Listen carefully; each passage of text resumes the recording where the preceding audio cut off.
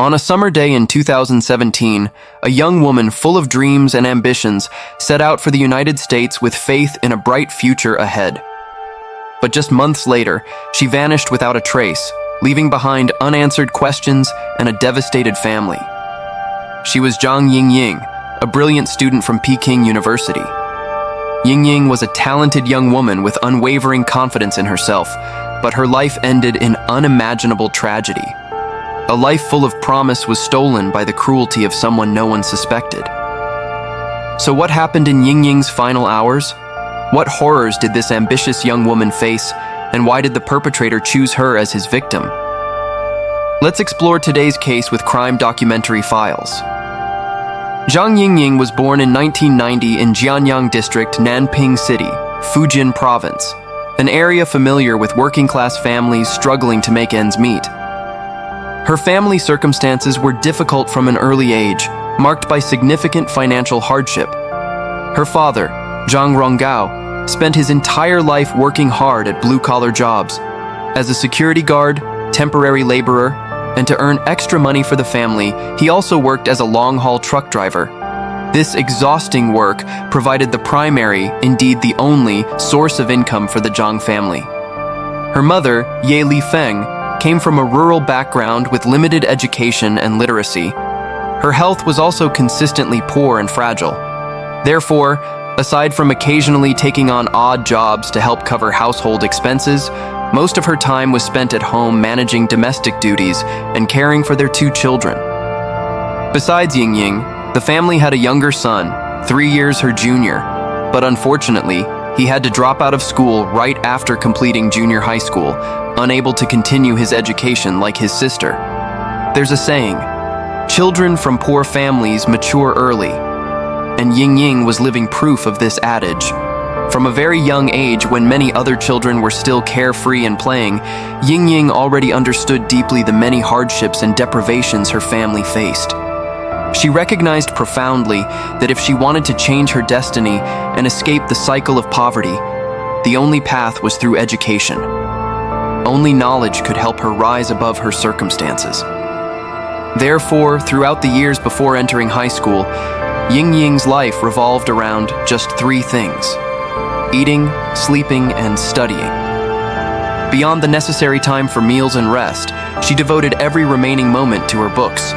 And remarkably, despite having absolutely no academic or financial support from her family, no tutors, no extra classes, none of the advantages other students had, Yingying's academic performance consistently ranked at the top of her class, always among the school's most outstanding students.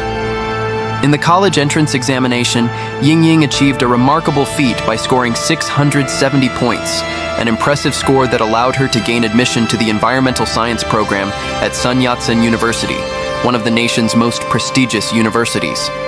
She became the first college student in the entire Zhang family lineage, the pride of her entire clan. From that point forward, her academic trajectory continued its upward climb. Even after entering university, she was able to rely entirely on scholarships earned through her excellent performance, combined with part-time work, to completely cover her tuition and living expenses. After graduating from Sun Yat-sen University in 2013, Yingying continued to reach higher by gaining admission to the graduate program at Peking University.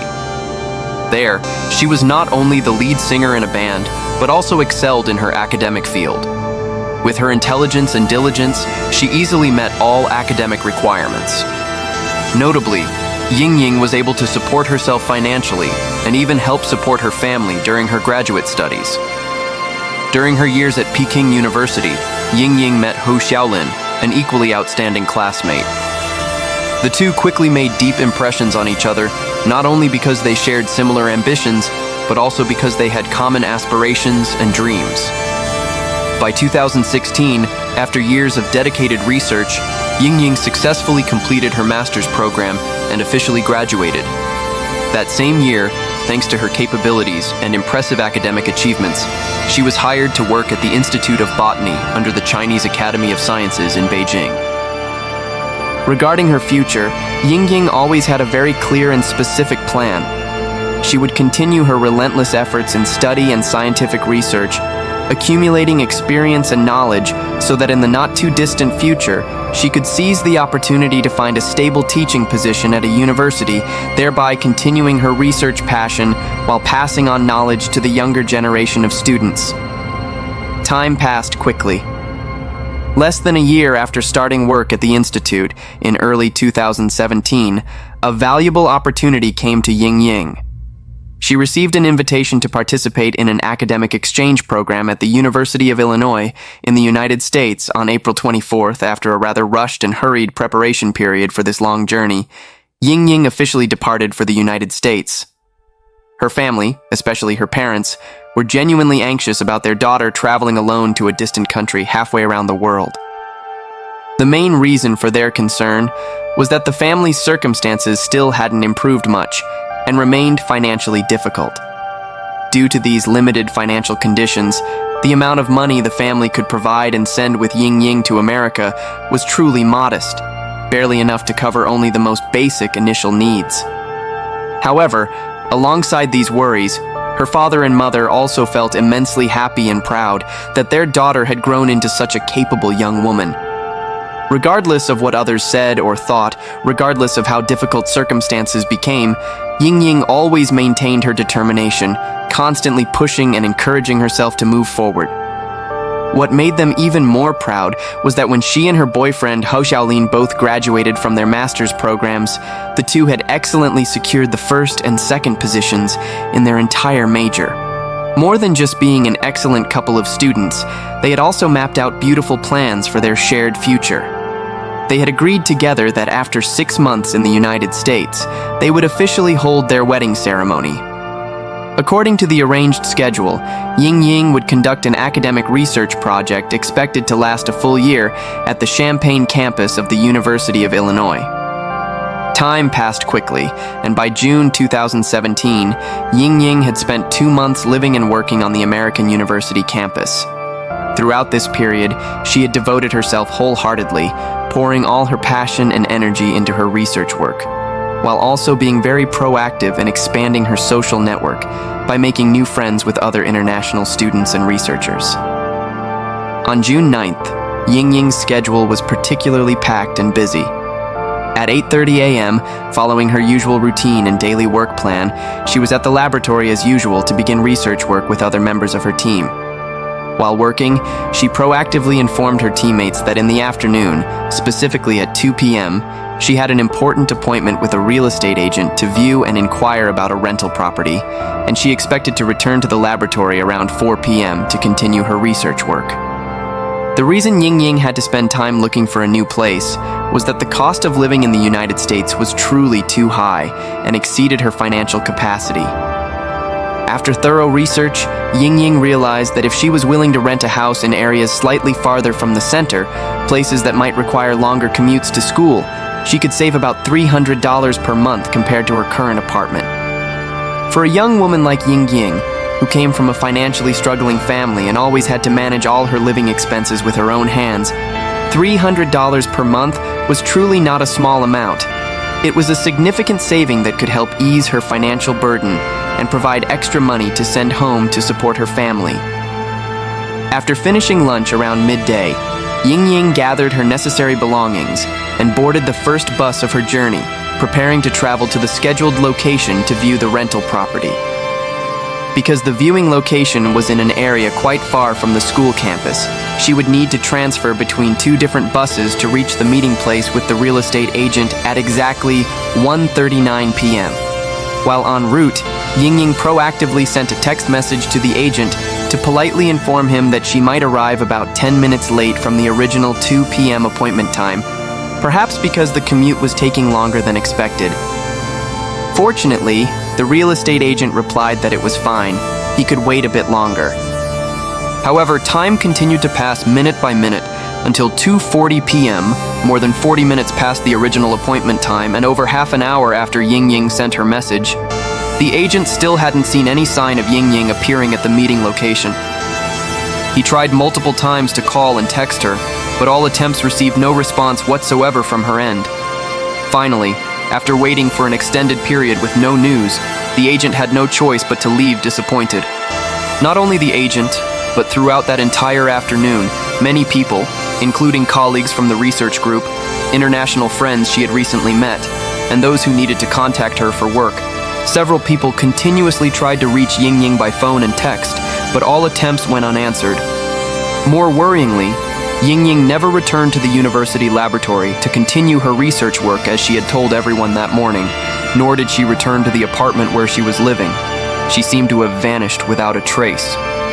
When the time reached past 7 p.m. and darkness had fallen, one member of the research group began to feel extremely worried and anxious.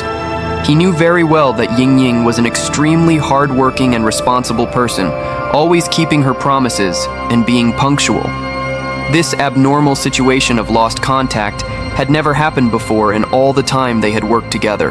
With a premonition that something was not right, not normal, this colleague decided to call the emergency number to report this suspicious disappearance to the police. After receiving the report and conducting a preliminary understanding of the situation, local police quickly arrived. Around 9 p.m. that same day, they went directly to the dormitory, the apartment where Ying was living, to officially launch the initial investigation. When police officers approached the apartment, they noticed that the lights inside the room were completely off. All windows were tightly closed from the inside, and most importantly, there were no signs whatsoever that anyone had broken into the apartment illegally or committed any destructive acts from outside. After being granted permission and entering inside the apartment for inspection, police found Ying's important identity documents such as her passport and student ID, along with some cash still intact in the room. Although they couldn't confirm with 100% certainty, based on the important belongings and property that Ying had left in the apartment, especially her passport and money, police could deduce that she had absolutely no intention of going far away or leaving the city for an extended period. However, in this initial phase, the police force wasn't really too worried or taking the matter very seriously. Their attitude was still quite casual. The main reason was that that day, June 9th, happened to be a Friday. According to their experience and understanding of American college student culture, on Friday nights, it was extremely common and normal for students to attend parties, gather with friends, go out for entertainment until late at night, and while having fun, forget about their phones or not be reachable for several hours, even overnight in the university environment. Therefore, they believed that perhaps Ying was just somewhere having fun and would return on her own later. But the situation changed as time continued to pass. By noon the next day, Saturday, June 10th, since the last time anyone had been able to successfully contact Ying, a full 24 hours had passed with still no news about her. This truly began to make everyone around her feel extremely worried, because everyone who knew Ying understood that she was a person with a very thoughtful, careful, responsible nature and was extremely reliable in all matters, always keeping her word and notifying in advance if there were any changes to plans. With such a character, her complete disappearance without any news for an entire day and night was fundamentally something that absolutely could not happen under normal circumstances. Because of this growing concern, the supervising professor along with the research group contacted and reported to the police once again, this time with a much more serious and urgent attitude. Only at this point, when receiving the second report accompanied by more detailed information about Ying's character and habits, did the police force truly begin to pay attention to the case, changing their attitude from indifferent to serious, and officially determining that Ying's mysterious disappearance was not a case of a student forgetting to contact while out having fun, but a real missing person case that needed to be thoroughly investigated. Fortunately, throughout the entire University of Illinois campus and surrounding areas, the school had installed a modern surveillance camera system with large numbers and high resolution, covering most public areas. This brought tremendous convenience to the police investigation work. Thanks to this comprehensive camera system, investigators didn't take much time to quickly retrieve and reconstruct the detailed movement trajectory of Ying in her final moments before she disappeared. Specifically, around 1:30 p.m. on June 9th, surveillance cameras on the bus recorded images of Ying boarding the campus bus from her apartment. At that time, there weren't many passengers. Everything was normal and nothing unusual. Ying sat quietly with a relaxed expression like any other passenger. After getting off the first bus at the transfer stop, Ying needed to cross the street to reach the opposite stop where she would catch the second bus. However, she arrived just a few short seconds late, perhaps only 5 or 10 seconds, which caused her to miss the bus. Fixed surveillance cameras at the bus stop fully captured this scene. Ying was running quickly toward the departing bus, continuously waving her hands urgently, trying to attract the driver's attention. But unfortunately, despite her best efforts, in the end, she still couldn't make it, and the bus left the stop and continued its route without any awareness of her presence. After that, another camera continued to record images of Ying. The video showed she had stopped on the side of the road, waiting near the bus stop area, apparently planning her next route, perhaps checking her phone to view the bus schedule, or simply waiting for the next bus to arrive. At precisely this moment, something completely unexpected happened. A dark-colored car, appearing to be black or dark blue, suddenly appeared and slowly stopped right next to where Ying was standing. The surveillance system clearly captured the entire sequence of events that followed. The driver, who appeared to be a male, rolled down the car window and began talking to Ying. This conversation lasted about 1 minute, after which, surprisingly, Ying opened the door and sat in the front passenger seat next to the driver. Just seconds after she got in the car and closed the door, the dark-colored vehicle quickly left the scene and disappeared from the camera's view. Immediately, a series of important questions arose in the investigators' minds. Did Ying know the man driving this car beforehand? Was this a taxi that she had called for transportation? Or was it simply a complete stranger who happened to pass by and proactively offered to help Ying? To find answers, police spent hours continuously reviewing a massive amount of video footage from surveillance cameras at many different locations around the area. And then, with extremely tense and worried feelings, they discovered a terrifying truth.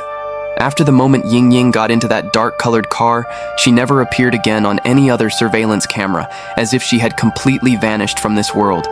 Meanwhile, those who knew Ying, especially her supervising professor and members of the research group, all felt extremely worried and anxious. They understood clearly that Ying was an extremely hard-working and dedicated person, always treating everyone around her with sincerity and kindness, and especially she would never leave her phone silent without answering when someone called, unless there was a truly serious reason. Not just waiting for police action, these people took matters into their own hands. They printed a large number of missing person flyers, complete with Ying's photo and contact information, then posted them everywhere on campus, from bulletin boards, utility poles, cafeteria walls, to the library and classroom buildings. Fortunately, these efforts yielded an important lead. A student also studying at the University of Illinois named Emily, after seeing the missing person notice with Ying's photo, immediately contacted the police. Emily provided an extremely important detail. On the very day Ying disappeared, June 9th, she had also encountered a very similar situation. Specifically, a white male had been driving a dark-colored car almost identical to the one in the surveillance footage, stopped right next to her when she was waiting at a bus stop, and this man had started talking to her in what appeared to be exactly the same manner as captured on camera with Ying. Emily recounted to police the entire detailed sequence of events she had experienced. According to Emily's account, at that time, she was standing alone waiting for the bus on the side of the road when suddenly the man driving the dark-colored car slowly pulled up right in front of her. This man opened the conversation with what sounded like a very legitimate and trustworthy introduction. He identified himself as a plainclothes police officer, that is, a police officer not in uniform, currently conducting some sort of investigation in the nearby area, and he politely asked if he could ask Emily a few questions. Initially, not sensing anything suspicious, Emily responded casually that yes, she was willing to answer. Next, to prove his identity, the man pulled out from inside the car and showed Emily what was supposed to be a police badge. However, Emily paid careful attention to the badge and noticed something was wrong. The badge looked very flimsy. The material appeared to be of poor quality, and overall it looked more like a cheap toy than an official police badge. This feeling of unease activated Emily's vigilance toward the man. After asking a few general questions, the man invited Emily to get into his car, perhaps with the pretext of continuing the conversation or taking her somewhere. But this time, with her sharpness and caution, Emily firmly refused that offer without any hesitation. Seeing that Emily wouldn't agree to get in the car, the man didn't show any annoyance but continued speaking in a calm manner, saying that if she saw any suspicious or unusual situations around the area, be sure to remember to call the police. After saying that, he drove away as if nothing had happened. The important point that Emily emphasized to police was this scene had occurred exactly 4 hours before Ying Ying disappeared. That is, around 10 a.m. on the same day, June 9th. With this information, everything became much clearer to the investigators. This was clearly not just a random coincidence. Ying Ying's mysterious disappearance had a direct and extremely strong connection to this mysterious man driving the dark-colored car. He had used the same tactic, impersonating a police officer, to approach potential victims, and fortunately, Emily had escaped danger thanks to her vigilance. But Ying Ying, an international student who may not have been familiar with such dangerous situations, was not so fortunate. The investigators spent hours reviewing surveillance footage from many different angles and locations on campus. Through this meticulous analysis process, they noticed an extremely important and suspicious detail. Before stopping to talk to Ying Ying, that dark-colored car had been wandering and moving around the campus for quite a long time, as if searching for a target. More specifically, the cameras had captured scenes of the car initially driving in the completely opposite direction, but then, apparently after spotting Ying Ying standing alone by the road, the driver deliberately turned the car around, drove back in the opposite direction from before, and finally stopped right next to where Ying Ying was waiting. This behavior showed that this was not a chance or random encounter, but clearly a purposeful and planned action. Although the resolution of the video footage was not high enough to clearly and accurately confirm the appearance and specific facial features of the man driving the car, fortunately, police image analysis experts were able to determine the exact car model and style. It was a black Saturn Astra. This turned out to be an extremely valuable clue, because this car model was extremely rare in the market. The Astra model hadn't sold many vehicles before the Saturn brand officially shut down completely in 2010. Because of this rarity, in the Champaign County area, where the University of Illinois is located, the number of officially registered Saturn Astras was exactly 18 vehicles in total. And among those 18 vehicles, nearly half were immediately excluded from the suspect list because they were different colors from the car in the video, such as silver, white, or light blue. At this point, with these important analytical advances, the investigation had been narrowed down and locked into an extremely small and specific scope. Only about 10 black Saturn Astras in all of Champaign County needed to be checked. And in the list of black Saturn Astra owners in Champaign County, there was a name that appeared. Brent Allen Christensen, a 28-year-old man, was one of the owners of this rare car model. On the third day after the crime occurred, June 12th, police officially went to meet Christensen at his home for interrogation. They asked him on June 9th, during the time Ying Ying disappeared, who was driving his car and where did it go. Christensen replied that the car wasn't loaned to anyone, but appeared quite vague when asked to recall details, only saying that perhaps most of the time he was at home playing games on his computer, and possibly at times went out to look for work. Through verification, police discovered Christensen had quite an impressive background. He had always lived in Champaign County, was an alumnus of the University of Illinois, the same school as the victim, had a master's degree in physics, had studied for a doctorate for some time, and was currently working as a teaching assistant at the school. Regarding his personal life, Christensen was married to a very beautiful woman who was his high school classmate. However, their marital relationship wasn't very good. Although they hadn't divorced and were still living together, in reality, the two basically lived separate lives, each person having their own life. An important detail was that on the day Ying Ying disappeared, Christensen's wife happened to not be in Champaign County, unable to provide an alibi for him. However, after consideration, police decided to temporarily remove Christensen from the main suspect list for the following reasons: high education level, stable local resident, and especially a completely clean judicial record with no criminal history. With this initial assessment, police shifted focus to investigating other black Saturn Astra owners. During this time, after learning of their daughter's disappearance, Ying Ying's father and boyfriend hurriedly flew to the United States. The father still tried to hold on to a glimmer of hope that perhaps his daughter was just being held for ransom. In the desperate state of mind of a father, he publicly stated to the media, as long as the person who took his daughter could return her safely, he guaranteed he would not pursue any responsibility from the other party, would not report to police, would not file lawsuits. He only wanted his daughter to live. Not just the family, the entire student and faculty community at the University of Illinois, and local residents were also extremely worried. The school and community organized multiple group prayer sessions for Ying Ying, hoping she could return safely. To encourage people to provide information, American police offered a reward for anyone with useful leads. Initially, the announced reward was $10,000, but just a few days later, as the case became increasingly serious with no progress, the reward was increased to $40,000, a significant amount. Additionally, the University of Illinois officially launched a fundraising campaign in the community to cover all expenses for the Zhang family during their time in the United States. Meanwhile, police were achieving important breakthrough progress.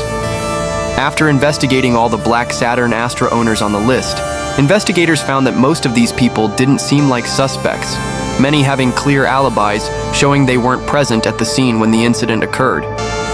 However, police decided to go back and review even more carefully the video footage from surveillance cameras capturing the mysterious car's movement trajectory. And in this careful review, they discovered two small but extremely crucial details that had been previously overlooked. First, the car that picked up Ying Ying that day had a sunroof installed in the roof section. Second, the wheel rim of the front right tire had a small defect, as if it had been damaged in a collision. On June 12th, police officers took detailed photographs of all the remaining Saturn Astras on the list in Champaign County to compare with images from surveillance cameras. When carefully examining the photos, they made an extremely important discovery. Christensen's car not only had a sunroof exactly like the car in the video, but the wheel rim of the front right tire also had a defect in exactly the same location as in the surveillance footage. These two distinctive features matching exactly couldn't just be a random coincidence. At this point, with clearer evidence, Christensen was officially locked in by police as the #1 suspect in the case. On June 15th, Christensen was invited to the police station for a more official and serious interrogation. In the closed interrogation room, police officers began asking a series of detailed questions.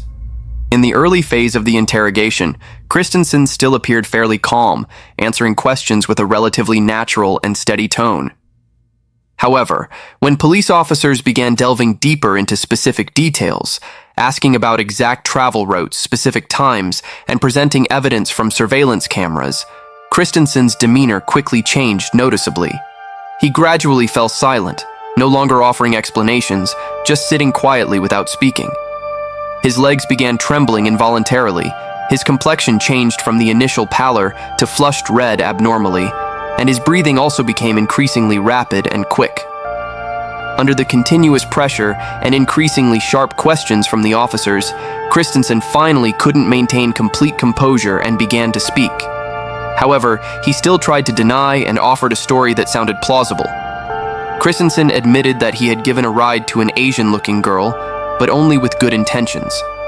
According to his account, at that time he wanted to take a shortcut to get somewhere faster, and seeing the girl waiting for a bus, he offered her a ride. But when she got in the car, the other party appeared very nervous, so he decided to let her out right away. I wouldn't keep someone I barely knew in my car when they clearly didn't want to be there, so I politely let her out, Christensen explained. He even added vague details to create confusion, saying that he wasn't even completely sure if that was the same person in the photo police were looking for, and even whether it happened on June 9th or another day, he couldn't remember clearly. This tense interrogation lasted a full hour filled with pressure. Despite countless signs, from body language, stress reactions, to contradictions in his statements, all indicating that Christensen was hiding something and had many suspicious points, At the end of the interrogation session, police made a decision that surprised many. They released Christensen to go home. Why make such a decision when the suspect had nearly revealed obvious abnormalities? Actually, this was a carefully calculated investigative tactic. At the very moment Christensen was being interrogated at the police station, another investigation team had been simultaneously deployed to Christensen's apartment.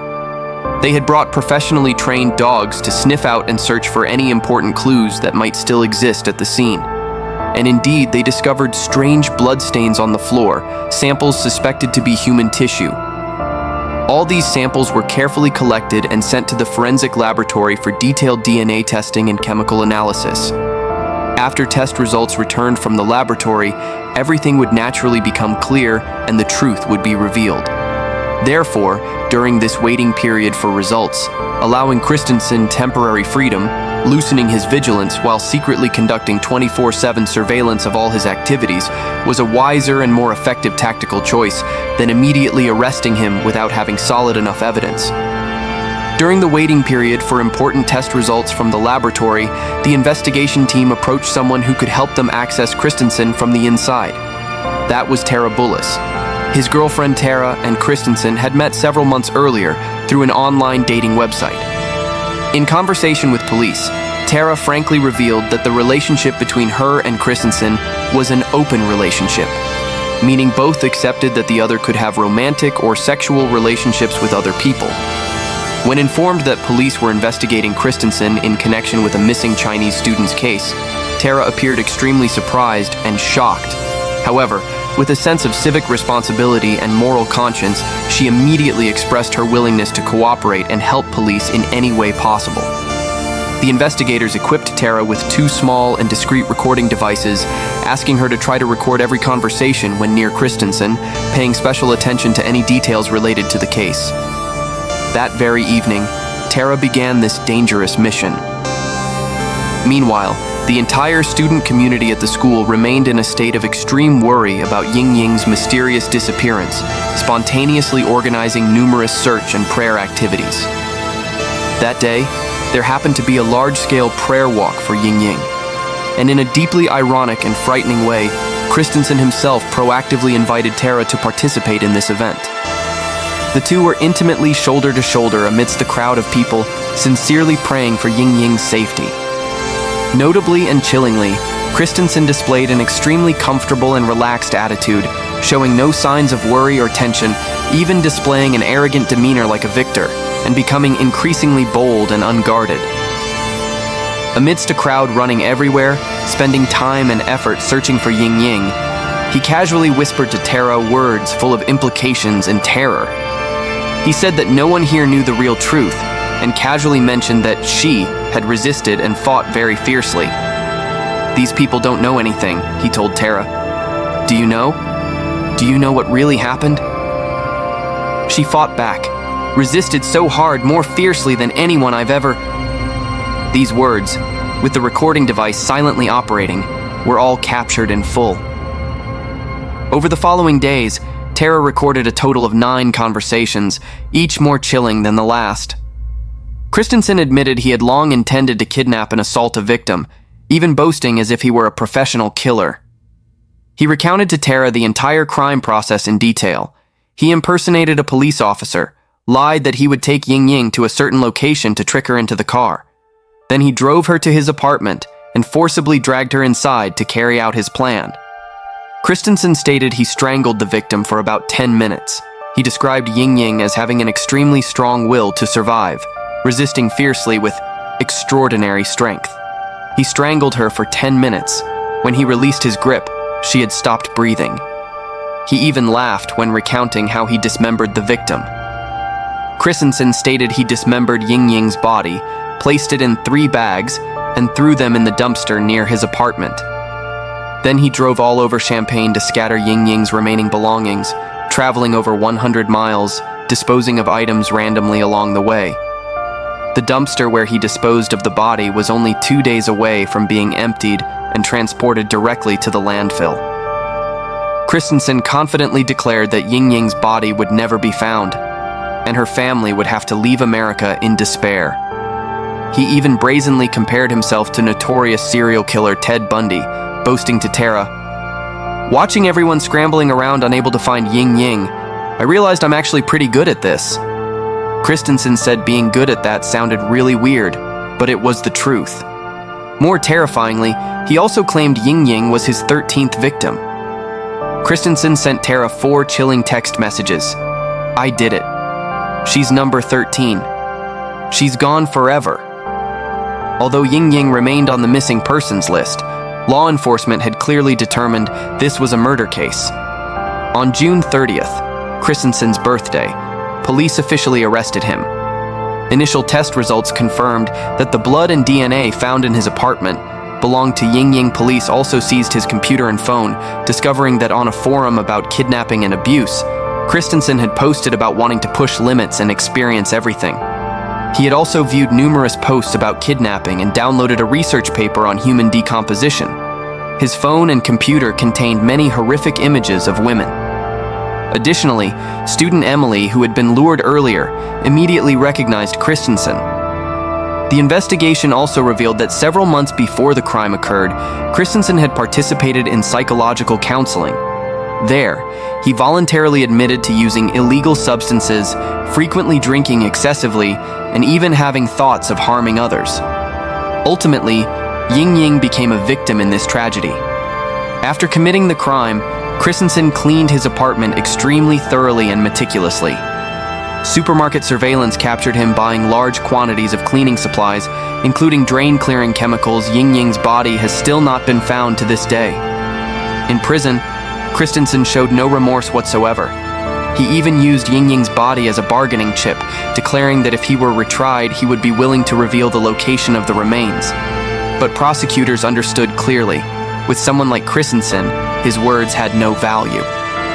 The Zhang family was now plunged into infinite pain.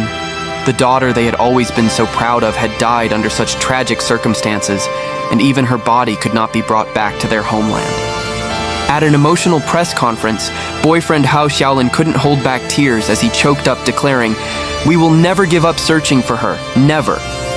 I promise to protect her, to always be with her wherever she is. There was one time before when I couldn't protect her, but I swear I will absolutely never let that happen a second time. I will bring her home." Time passed in pain and long, drawn-out waiting. It wasn't until 2 years later, in June 2019, that the case of Ying Ying's disappearance and murder was finally brought to trial in court. The elderly father and grieving boyfriend were both present at the trial, sitting in the section reserved for victims' families with eyes full of hatred and hope for justice. Christensen was charged with the serious crime of kidnapping resulting in death, along with 2 counts of making false statements and providing false information to the FBI.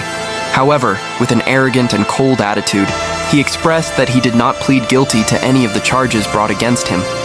Although the state of Illinois had officially abolished the death penalty since 2011, due to the particularly serious nature of the case, Christensen still faced the possibility of the death penalty under U.S. federal law. After more than a month of proceedings with dozens of tense trial sessions, on July 18, 2019, the court delivered its final verdict. Christensen was sentenced to life imprisonment without parole and had his driver's license permanently revoked, something almost meaningless when he would spend the rest of his life behind bars. When hearing the verdict results, instead of showing remorse or fear, Christensen displayed absolutely no sign of repentance for his crimes. He even bowed his head and flashed a brief smile on his lips, then turned around and gently hugged his defense attorney as if he had just won some kind of victory. This inhumane action caused the Zhang family present in the courtroom to completely lose emotional control. Father Zhang immediately collapsed in his seat, both hands clutching his chest, sobbing to the point of nearly fainting, requiring others to help him up. In the statement read immediately afterward, the father, in a voice choked with emotion, said, "As grieving parents, we respect and accept the court's verdict. But please understand that, even with only the faintest glimmer of hope remaining, we still desperately plead, beg the perpetrator to have some conscience and reveal the exact location where our daughter's body rests, so we can bring her back to her homeland. Regarding the fate of Ying Ying's body, this remains an unanswered pain and question to this very day, Immediately after the case was cracked, police officers repeatedly expanded the search scope on a large scale, meticulously checking the dense forests around where Christensen lived, abandoned factories, and empty lots, but consistently couldn't find any clues about the body. According to the recorded confession, after murdering Ying, Christensen disposed of the body by throwing it in an ordinary dumpster outside his apartment. And the very next day, according to the regular garbage collection schedule, the body was picked up by garbage trucks and transported to the city's large-scale waste landfill. By the time police cracked the case and learned this truth, Ying's body had undergone at least 2 rounds of compaction processing, along with tons of other waste at the landfill. Excavating and searching in such a massive garbage landfill would require cleaning and sifting through dozens, even hundreds of tons of decomposed waste, making the work nearly impossible from both a technical and manpower perspective. To this very day, FBI agents directly responsible for this case have publicly stated in interviews that, as time continues to pass, preserving biological evidence becomes increasingly difficult, and the difficulty of search operations continues to increase exponentially. The possibility of recovering Ying's body to return her to her family has become extremely slim, almost non-existent. The tragic passing of Zhang Ying has left a wound that will never heal in the hearts of her family, friends, and the entire international community. She was an outstanding young woman who had overcome so many difficulties from poverty to rise as a promising scholar. She should have had an entire brilliant future ahead of her. But all those beautiful dreams were cruelly extinguished in just one day by the savage actions of an evil monster in human form. And that is today's case. Thank you for watching, and we'll see you in the next video.